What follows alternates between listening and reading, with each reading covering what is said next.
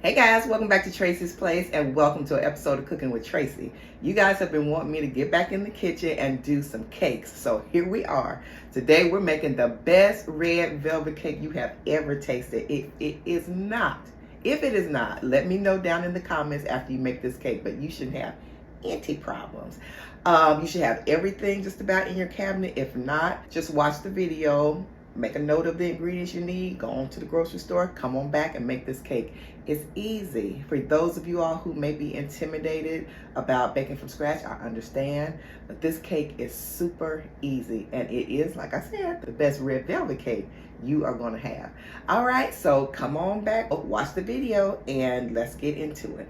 All right guys, so here are the ingredients. You want to have buttermilk, flour, sugar, vegetable oil, almond extract, vanilla extract, eggs, cinnamon, and that's the thing that makes the y'all, it's the cinnamon and another ingredient. So hold on. We're gonna have baking cocoa, red food coloring, sea salt, and you want some spray for your pans, that pan baking spray, or either you can do flour and shortening, either one. We have some coffee. Coffee intensifies the taste of the cocoa and makes it so good. That's the other ingredient. And you can get the instant. It's okay. Something cheap. You don't have to go out and buy a big can.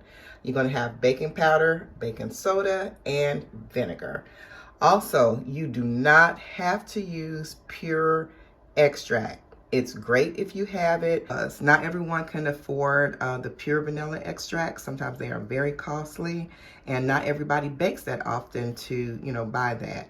So we're not snobs over here as far as pure and imitation and things. Get what you can get, and your cake will come out great. I've been baking for over 25 years, and I've used both.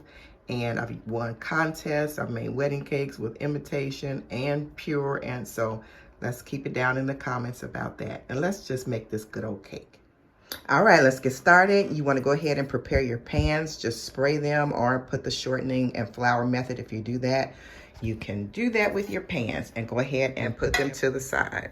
So we're going to go ahead and start with our ingredients measured out here. You want to do that because it'll make it easier and the process will go quicker.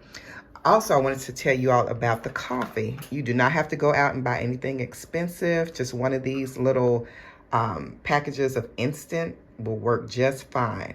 I think they're like $2.50, $3 if that, at your grocery store. And that's not hard because this is just water and the instant pack added in. Just heat it up maybe like 30 seconds because you don't want it boiling hot going into your cake. So about 30 seconds, 6 ounces of water, and you just put the packet in after you heat the water and you're good to go. That easy. Okay, in a separate bowl, we're going to go ahead and add the 2.5 cups of flour, 1 teaspoon of baking soda. And when you're measuring, if you have these baker spoons, you guys, that is fine. If you do not, just use a regular teaspoon, a regular tablespoon, and that will do fine. I've had people arguing back and forth in my comment section about you can't use regular teaspoons and tablespoons. You can. It measures about the same. And I know people say baking is an exact science, but if it's, oh goodness, a bare smidge, it's not gonna make that much difference, okay? So I've done this for years. If you have a regular teaspoon, just use that. If you have these, use a teaspoon with your baking spoons. So anyway, 1 teaspoon of baking soda. I want people to feel comfortable trying things from scratch. Okay. We're going to go ahead and use a 1/2 teaspoon of baking powder.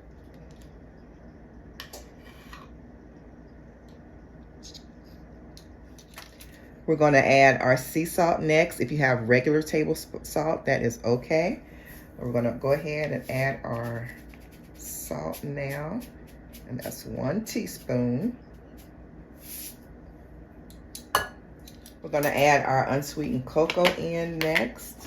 If you want to use Hershey's, you can do that. I'm using Kroger brand baking cocoa. So that is 2 tablespoons.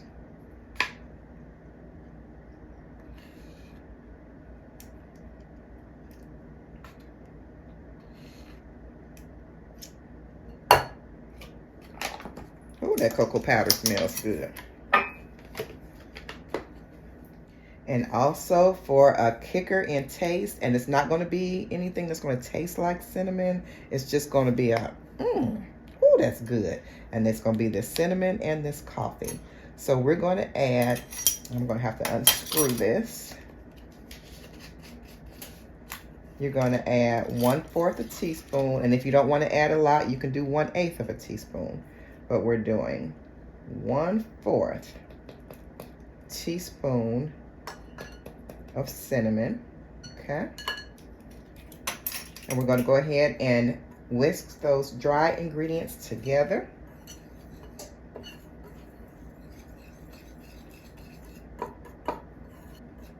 And just get them well combined so they're evenly distributed.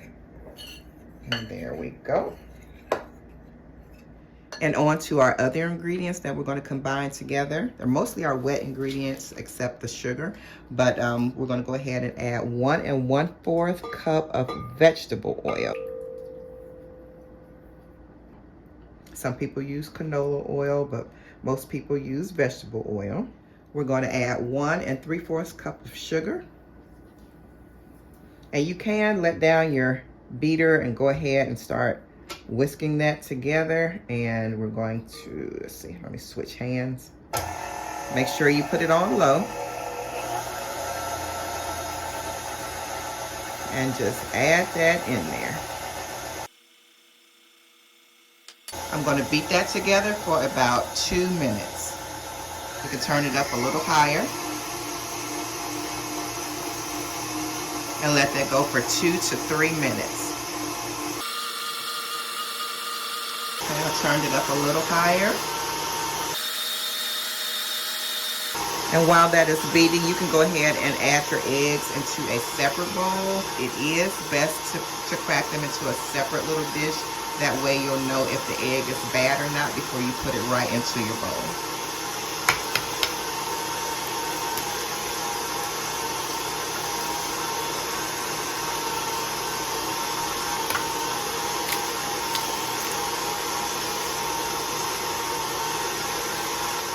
So all the ingredients measurements, I've stated them as we're going along. And if for some reason I don't state the amount, I'll write it down below on the bottom of the screen.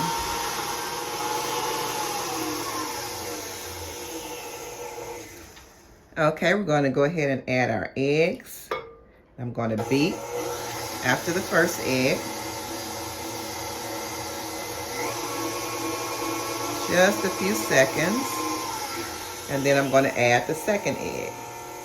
Both of my eggs were good. So I'm going to go ahead and add both of them.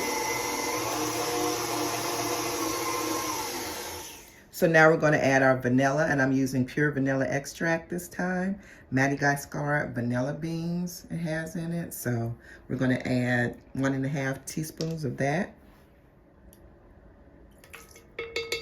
Ooh, I see that go overboard. So we're just going to add a teeny bit, because that was some of the half that second time. Oh, Lord. But it's okay. Vanilla's good. And we are adding 1/4 teaspoon of almond extract. If you do not have it, you do not have to use it. But that's just one of the other things with the, it's that almond extract. Now we're going to add the red food coloring. You can use gel or what have you. So it's about, ooh wee, look at that red color.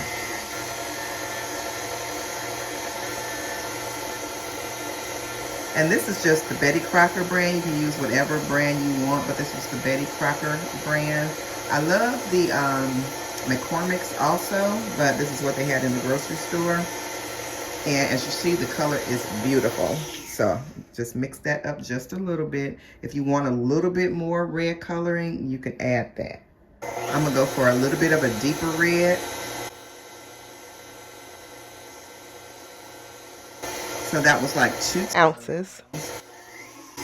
All right. We're gonna add 1/4 cup of coffee. And that takes it over the top with flavor. We're now going to add 1 teaspoon of white distilled vinegar. And now we're going to add 1 1/4 cup of buttermilk. You want to get a spatula and get all that out. Hold on just a second. Don't want to waste anything. And we're going to go ahead and mix that together.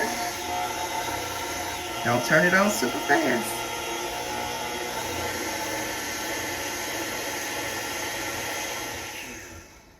So we have a lot of the coloring kind of sitting at the bottom. Let's give that a stir.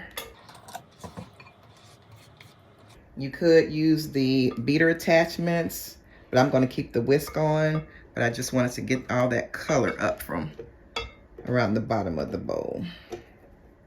At this point, I'm going to go ahead and add more coloring. 1. That's 2. I'm going to go ahead and turn it on while I mix it.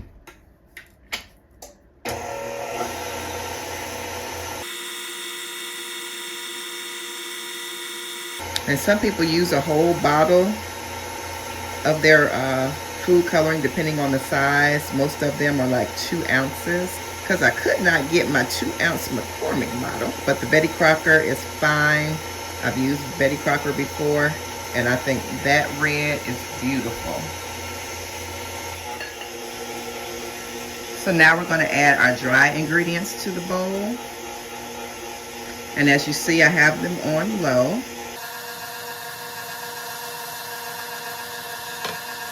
And be careful adding them in.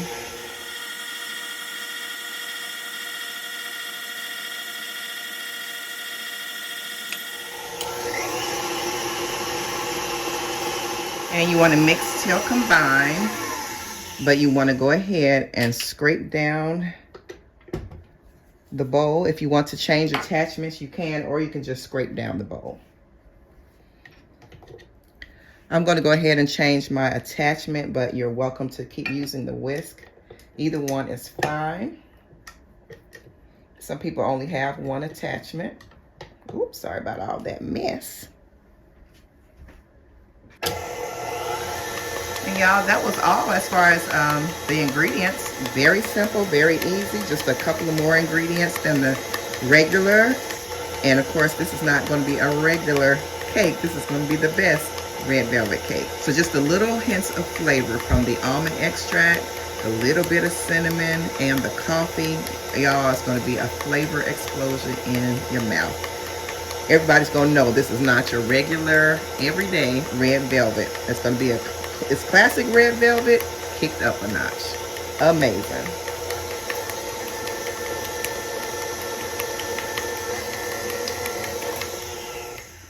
So we don't want a tough cake, of course. So we are just going to have the sides all scraped down. So that's good with the beater attachment. And we're going to go ahead and get it into our pans. Okay, here are our pans. Baking gets a little messy sometimes, but it's okay, y'all. It's okay. You're making the best red velvet cake. So we're going to add them to our pans. And you just want to eyeball it if you do not have a scale. If you don't have a scale, it is okay. But you want them even as far as the distribution of batter, as even as possible. And if there's more in one pan than the other, just scoop some out and put it in the other until you get it to, looking even. And there we are. I have them evenly distributed into both pans. I'm going to get them into a preheated 330-degree oven, and I'll be back.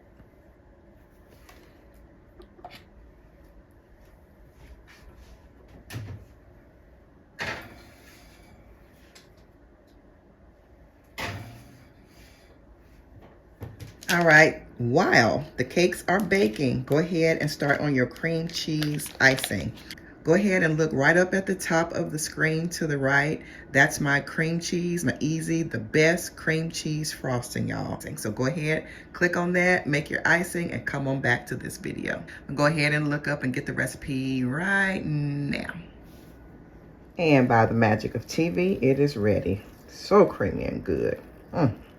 So here are the cakes out of the oven. It took 40 minutes, and that depends on, every oven is different, but for me it was 330 degrees for 40 minutes, and they came out beautiful.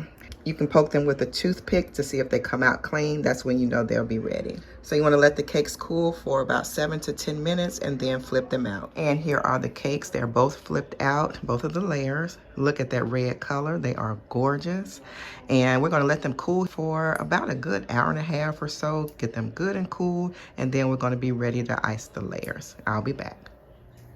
Okay, so on my last video that I did with the caramel cakes, I forgot to show how I sliced the cake.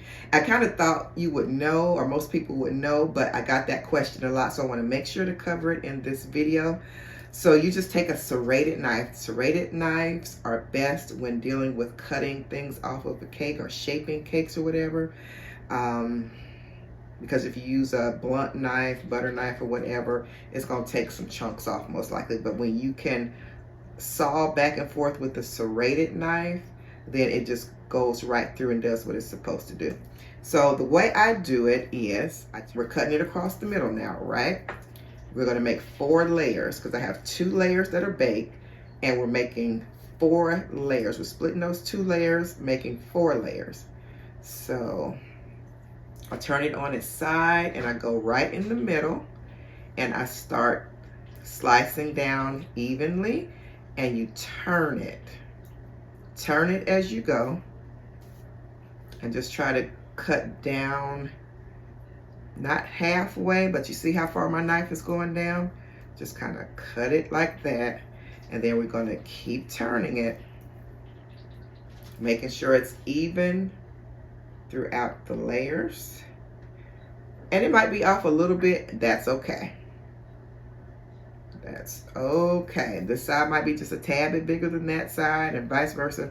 It's not a big deal, but just do as evenly as you can. Eye it. I know a lot of people out there just, everything has to be exact, but it really doesn't. Just do the best you can. As you bake more often, you'll get better. So I like to help the beginners out and the professionals. And try not to smash it down, because if you do, your cake layers will break. I'm kind of holding it up with this hand. Once you get to the back, it gets flimsy. So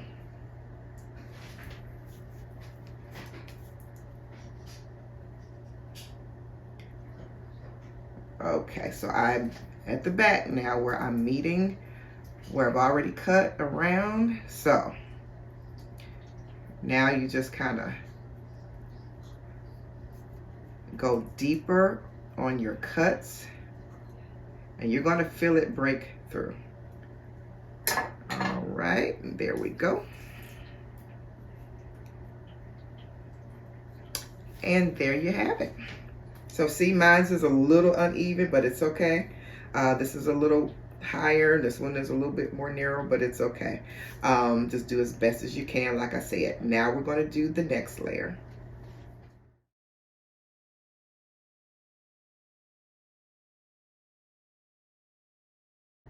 And there you go. Okay, so I have my cakes all separated, and I have my cake plate dome set all ready to go. And I like to use the smaller one. I can just handle it better. This is for like big cake layers. This is a small cake layer, and I'm most comfortable using this. So what I'm going to do, and when I was making sheet cakes and things like that, that big one, yes, and real big 18-inch round cakes for weddings and stuff, that's the best. But for something small like this, the small offset spatula is fine. If you just have a butter knife, like I said, that is fine too. So what we're going to do is we're going to put just a couple of pats of icing or frosting. Some people call it, you know, both interchangeably. It's okay. And we're going to go ahead and put our first bottom layer on. I like to put the top of the cake. I like to put that on the bottom. I like to put that on the bottom because the inside of the cake is what drinks up the frosting the best and helps to flavor the cake even better. So, and I like to put dollops around on the layers. I'm going to show you how to do that where the crumbs do not show through the cake. And like I was saying, if you have imperfections in your cake, it's okay, because icing hides a multitude of cake sins. It certainly does.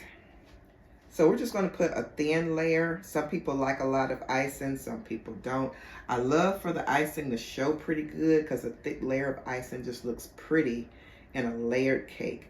So, and this icing is not super sweet. I know some people take off icing because it's too sweet for them, but this is not super sweet. This cream cheese icing is not. So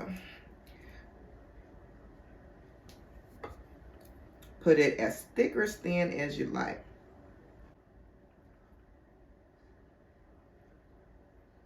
So I'm kind of going to do a crumb coating on here too, because as you can see, those crumbs come through. Okay, so now that I have a thin layer on top, just right close to the cake, I'm going to put this layer on so it will not have any red cake pieces in it or red cake crumbs in it. That way when you slice it, it won't look all smeary with the red.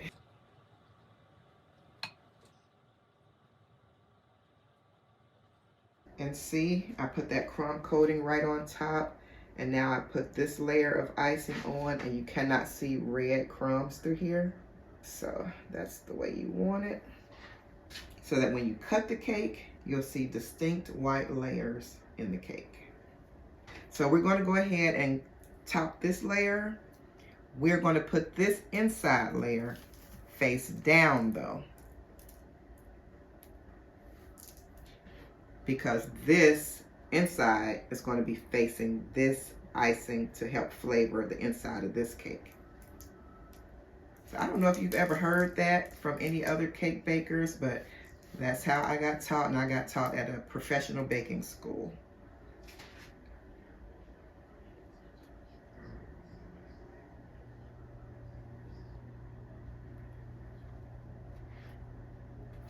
Make sure it's as even as possible. You want your cake to look good.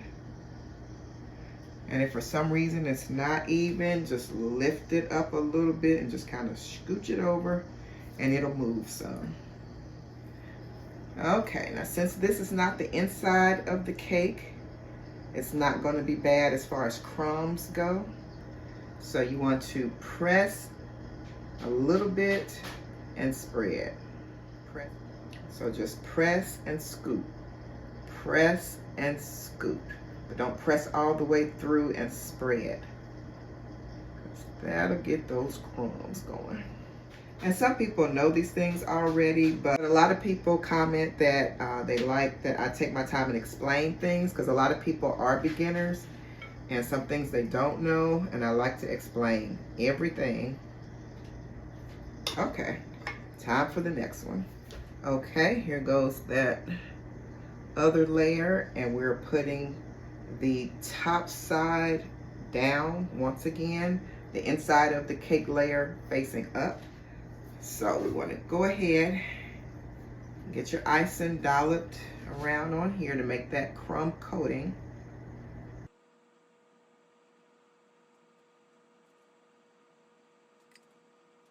And then go ahead and smooth that crumb coating on. We're going to go ahead and put icing down for the inside top layer.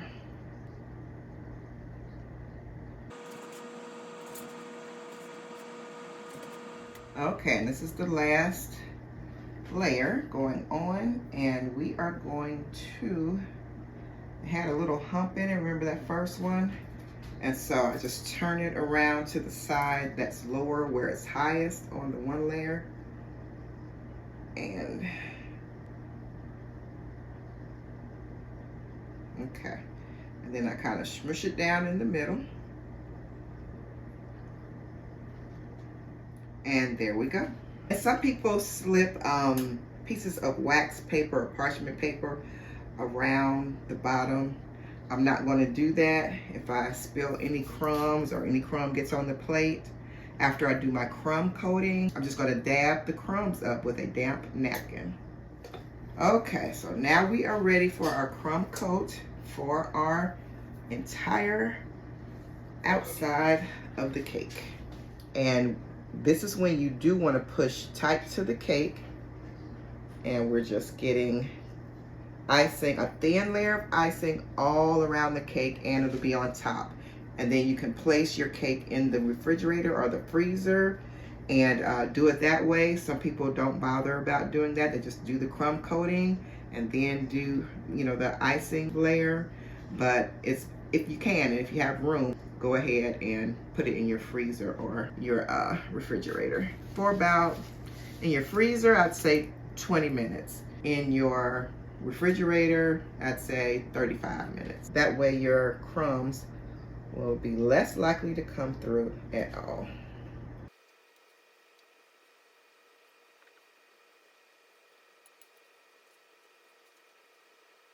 All right, and here's the crumb coat.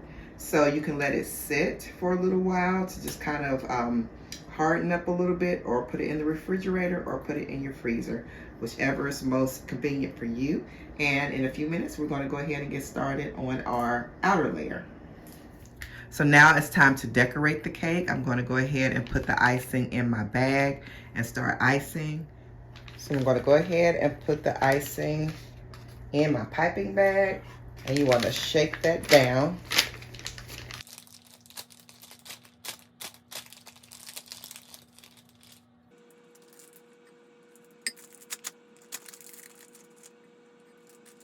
You don't want to overfill the bag, because then you can not have enough room to tighten it at the top or to twist it at the top, and you'll get icing squirting out this way. So you want to shake it down as much as you can, and then just do like that. Twist your bag and make your designs. All right, I'm going to start on the bottom part of the cake. That's going to be easiest. And I'm just going to make some rosettes around on the cake, and that's going to be my design. So I'm going to start about 3/4 of an inch from the bottom, and all you're going to do is like make a C.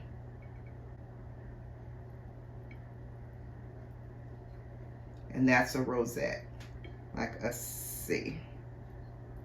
And you want them to kind of overlap a little bit so that there will not be any spaces in between.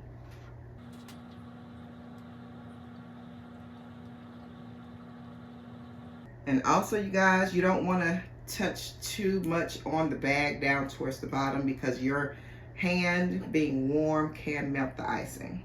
All right, guys, this is the end result. Is that not the most beautiful cake?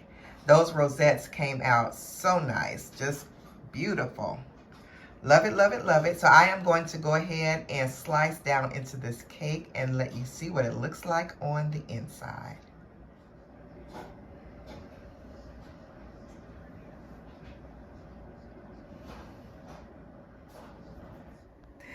All right, so we're going to go ahead and cut into the cake. I'm going to get it right about here.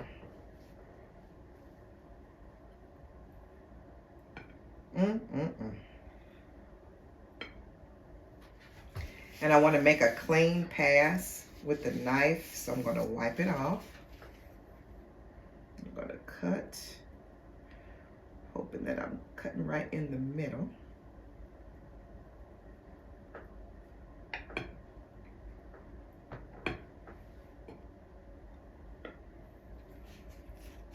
Ooh, I can see in there, it is a gorgeous red. I'm using 2 knives, you guys. I'm trying to get it out as easy as I can.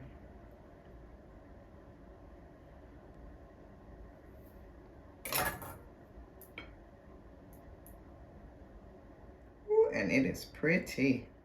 Oh my goodness. Looks like it should be on the bakery shelf. Look at that color. As you all can see, the cake is very moist. Very moist. So, okay. So, Mister's going to taste it for y'all on camera. So, go ahead. You can take it off of this. I got it on the little stand. Ooh, that is moist. I can hear it. Mm. It's good. It's good? Mm. All right. Yeah. You heard it.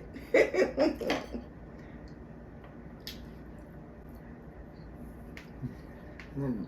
It's real good. Real good? Mm-hmm. Right. Mm-hmm. It's moist. It's sticking to the back of the fork when you... So, you know tomorrow it's going to be even better. Mm-hmm. Because a cake is like a roast. Second day, third day, it's super good. Mm-hmm. So, is that a winner? Winner chicken dinner? Mm-hmm. I am glad. Mm-hmm. So y'all heard it here first. So red velvet is one of my husband's favorite cakes. And next I'm going to have to make the chocolate for y'all. He loves my chocolate cake. So I'm going to have to make the chocolate layer cake for y'all. So, let's see how that goes. 2 thumbs up? All right now. All right. All right. So if you all make it, let me know how good it was for y'all. If that was the best red velvet you tasted, let me know. If you've tasted better, let me know that too. All right. So I'm so glad that he likes it. So y'all know the kids are gone. So I'm going to have to take this to church tomorrow and give some away so my husband don't gain weight from all this cake that I'll be making around the holiday season. Around the holiday season. But I'm so glad that he likes it. So just let me know if it's your first time. Let me know how it came out for you.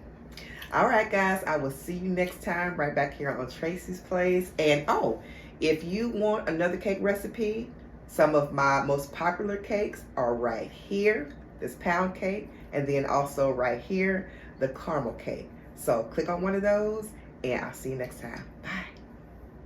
Bye.